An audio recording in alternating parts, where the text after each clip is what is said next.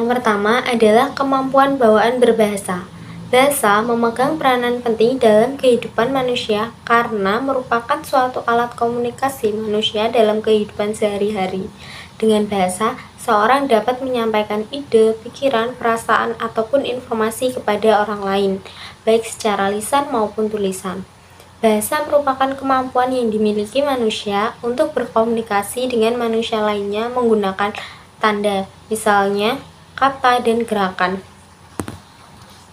Anak-anak sejak lahir dibekali tata bahasa universal, yaitu kepekaan otak terhadap ciri-ciri mendasar yang berlaku umum untuk segala macam bahasa, seperti kata benda dan kata kerja, subjek dan objek, serta kalimat negatif. Ciri-ciri umum juga ditemukan dalam bahasa lain, seperti bahasa Mohawk, Inggris, Okinawa, dan Bulgaria. Bertahun-tahun kemudian, para ahli bahasa dan para psikolinguistik atau peneliti yang mempelajari mengenai psikologi bahasa berhasil mengumpulkan banyak bukti yang mendukung anggapan Chomsky. Berikut. Yang pertama adalah anak-anak dari berbagai budaya mengalami tahapan perkembangan bahasa yang serupa. Yang kedua, anak-anak menggunakan kata-kata dalam susunan yang tak akan digunakan oleh orang dewasa.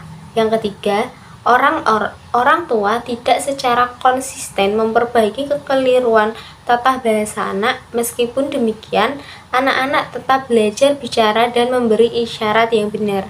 Yang keempat, anak-anak yang tidak terbiasa dengan bahasa orang dewasa akan menemukan bahasa mereka sendiri. Yang kelima, bayi berusia 7 bulan dapat menyimpulkan tata bahasa sederhana melalui serangkaian bunyi. Oke, di sini saya akan menjelaskan perkembangan bahasa di masa bayi. Bahasa bentuk komunikasi. Apapun bahasa yang bayi-bayi pelajari, bayi di seluruh dunia mengikuti alur perkembangan yang sama.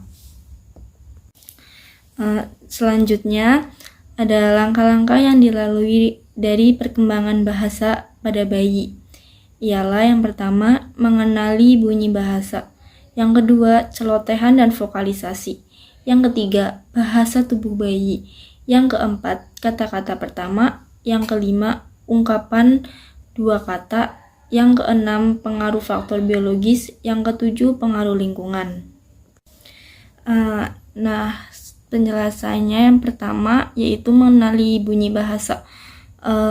Jadi sebelum bayi mempelajari kata-kata, bayi terlebih dahulu mengenali perbedaan dari suara-suara. Saat bayi berumur 6 bulan, bayi sudah mengenali apabila terjadi perubahan pada bunyi. Dan 6 bulan setelahnya, bayi akan dapat menangkap perubahan dari bahasa ibu atau bahasa yang diajarkan oleh orang tua. Nah, yang kedua ada celotehan dan vokalisasi. Jauh sebelum bayi dapat mengucapkan kata baku, mereka mampu berbagai vokalisasi. Komunikasi awal ini berfungsi sebagai latihan suara, komunikasi, dan menarik perhatian orang lain. Jadi selama 1 tahun pertama, bayi mampu membuat bunyi melalui seperti menangis, sebagai mengekspresikan dirinya dalam keadaan kondisi tidak nyaman atau gelisah. Yang kedua, menekut atau perasaan senang saat berinteraksi dengan orang tua atau lingkungan sekitarnya. Lalu yang ketiga ada celoteh. Nah, selanjutnya yang ketiga ada bahasa tubuh. Bayi menggunakan bahasa tubuh seperti memperlihatkan atau menunjuk sesuatu. Bayi sudah mulai mengungkapkan bahasa tubuh pada usia 8 sampai dengan 12 bulan. Mereka dapat melambai, lalu menunjuk dan menganggukkan kepala sebagai bentuk persetujuan atau iya. Lalu yang keempat ada kata-kata pertama. Sejak usia 5 bulan, bayi sudah mengenali namanya sendiri ketika ada yang menyebutnya. Lalu pada usia 13 bulan, bayi mampu memahami sekitar 50 kata. Namun, bayi belum bisa mengucapkan kata-kata tersebut. Bayi baru bisa mengucapkan dan memahami kata-kata tersebut sekitar usia 18 bulan. Dan yang kelima, itu ada ungkapan dua kata. Ketika berusia 18 hingga 24 bulan, anak-anak biasanya mengucapkan ungkapan yang terdiri dari dua kata. Dalam upaya mengungkapkan makna dari ungkapan tersebut, biasanya anak-anak hanya bisa mengungkapkan dua kata ini. Anak-anak banyak mengendalikan bahasa tubuh, nada, dan konteks. Kekayaan makna yang dapat dikomunikasikan anak-anak melalui ungkapan. Contoh kekayaan maknanya itu sebagai orang tua bisa mencontohkan sebagai yang pertama ada identifikasi, yaitu seperti contoh lihat itu ada kucing. Lalu yang kedua ada lokasi, buku itu di situ. Lalu ada pengulangan dengan mengungkapkan susu lagi. Lalu ada sifat, mobil itu besar. Lalu ada kepemilikan, ini boneka saya. Dan ada pertanyaan, mana bolanya. Lalu yang keenam ada pengaruh faktor biologis. Kemampuan untuk berbicara dan memahami bahasa melibatkan peralatan vokal dan juga sistem saraf. Lalu ada yang ketujuh ada pengaruh lingkungan. Seperti yang kita tahu, lingkungan memang sangat penting untuk belajar bahasa, apalagi untuk bayi. Lingkungan yang pertama itu lingkungan keluarga, karena bayi bertumbuh kembang di lingkungan, utamanya di lingkungan keluarga. Jadi sebagai orang tua harus sering-sering mengajak bayi berbicara agar bayi dapat lancar bicara. Yang berikutnya adalah perkembangan bahasa di masa kanak-kanak awal. Perkembangan bahasa atau komunikasi pada anak merupakan salah satu aspek dari tahapan perkembangan anak yang seharusnya tidak luput dari perhatian para pendidik serta orang tua khususnya. Oleh karena itu, perkembangan bahasa pada anak dapat dilihat juga dari pemerolehan bahasa menurut komponen-komponennya. Nah, ada 3 komponen, yaitu 1. Perkembangan pragmatik, 2. Perkembangan sintaksis dan semantik, yang ketiga, perkembangan fonologi dan morfologi. Selanjutnya, ada perkembangan bahasa pada masa kanak-kanak pertengahan dan akhir. Anak-anak memperoleh keterampilan baru ketika memasuki sekolah, yang membuat mereka mampu membaca dan menulis.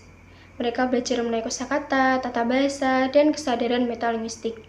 Kosakata anak-anak sendiri mulai meningkat dari rata-rata 14.000 kata pada usia 6 tahun menjadi sekitar rata-rata 40.000 kata pada usia 11 tahun. Anak-anak juga membuat kemajuan yang serupa dalam tata bahasa yang berlangsung selama masa sekolah dasar. Anak-anak mulai memahami dan menggunakan tata bahasa yang kompleks, dikarenakan kemajuan penalaran logisnya dan keterampilan analitis mereka. Kemajuan kosakata dan tata bahasa yang berlangsung selama sekolah dasar ini disertai dengan perkembangan kesadaran metalinguistik yang mencakup pengetahuan bahasa, seperti pengetahuan mengenai preposisi atau kemampuan mendiskusikan bunyi bahasa. Hal itu memungkinkan mereka untuk mampu mengaitkan kalimat satu dengan kalimat lainnya, sehingga dapat menghasilkan deskripsi, definisi, dan narasi yang masuk akal. Kesadaran metalinguistik sendiri memungkinkan anak-anak untuk memikirkan bahasa yang mereka gunakan, pemahaman tentang kata-kata, dan mendefinisikannya. Bukan materinya, yaitu adalah materi perkembangan bahasa di masa dewasa akhir. Biasanya orang berpikir banyak orang dewasa menahan kemampuan bahasanya, padahal banyak orang dewasa meningkatkan pengetahuan mengenai kata-kata dan makna kata yang semakin banyak. Namun masa dewasa akhir terdapat banyak kemunduran dalam berbahasa yang dilakukan individu, seperti kurangnya pendengaran pada orang dewasa lanjut usia. Orang dewasa lanjut usia dan orang dewasa yang lebih muda pastinya terdapat perbedaan. Gaya bahasa orang lanjut usia menjadi salah satu contohnya. Contohnya ialah volumenya akan lebih rendah, Jadi mereka tidak akan bersuara dengan lantang. Yang kedua itu adalah tidak begitu lancar. Terdapat jeda, pengulangan kata, dan koreksi yang akan mereka lakukan. Kemunduran yang dimaksud bisa menurunnya kualitas working memory yang membuat orang-orang harus membuat kata yang tidak rumit agar orang lanjut usia tidak kesulitan dalam memprosesnya. Materi selanjutnya adalah implikasi bagi pendidikan. Chomsky berpendapat bahwa anak-anak yang mempelajari sistem tata bahasa yang luas dan kompleks bisa belajar dengan caranya sendiri. Mereka hanya perlu mendengar bahasa lisan dan mereka akan menguasainya. Ini terjadi pada anak-anak kumuh atau kelas menengah di pinggiran kota. Mereka belajar bahasa di jalan tanpa ada yang memperhatikan kemajuan mereka. Bahkan anak-anak imigran di lingkungan itu mempelajari bukan hanya satu bahasa namun bisa 2 atau lebih. Pelajaran yang dapat dipetik dari Chomsky ialah anak-anak bisa dengan mandiri menguasai sistem aturan gramatika yang rumit, maka seharusnya kita mendukung upaya independen mereka dengan cara tidak memaksakan mereka untuk melakukan apa yang mereka tidak mau lakukan. Sekian dari saya. Baik, seperti yang sudah disampaikan oleh teman saya tadi, dapat kami simpulkan bahwasannya penggunaan bahasa ataupun tata bahasa yang digunakan oleh anak-anak dan orang dewasa itu berbeda. Karena apa? Karena anak-anak itu memiliki imajinasi dan cara penyampaian tersendiri dalam tata bahasanya. Ada juga perkembangan bahasa di setiap fase ataupun setiap masa. Yang pertama, ada perkembangan bahasa di masa bayi. Nah, seperti tadi yang sudah disampaikan teman saya, bahwasanya ada beberapa langkah ataupun beberapa ciri mengenai masa perkembangan bahasa di masa bayi. Misalnya seperti mengenali bunyi dan bahasa, kemudian ada mengenali bahasa tubuh, kemudian ada juga yang lain-lainnya seperti yang sudah disampaikan oleh teman saya tadi. Kemudian yang kedua ada perkembangan bahasa di masa kanak-kanak awal. Nah, ini tadi sudah disampaikan bahwasannya ada perkembangan pragmatik, kemudian perkembangan sintaksis dan semantik, dan yang ketiga ada perkembangan fenologi dan morfologi. Kemudian tahap perkembangan yang ketiga ada tahap perkembangan bahasa pada kanak-kanak menengah dan akhir. Nah, di masa ini anak-anak sudah mulai mengenal banyak kosakata baru karena anak-anak sudah bisa mendapatkan pembelajaran bahasa dari sekolah. Nah, dari sana anak-anak bisa mengenal lebih banyak kosakata baru untuk bisa digunakan dalam berbahasa yang lebih baik dan benar. Kemudian ada tahap perkembangan yang terakhir, ada tahap perkembangan di masa dewasa akhir. Nah, pada masa ini terjadi mulai kemunduran dalam berbahasa karena disebabkan oleh faktor kondisi tubuh yang sudah memiliki fungsi yang menurun. Misalnya seperti dengan fungsi pendengaran yang sudah mulai menurun dan fungsi memori yang juga sudah mulai menurun sehingga terjadi kemunduran dalam berbahasa.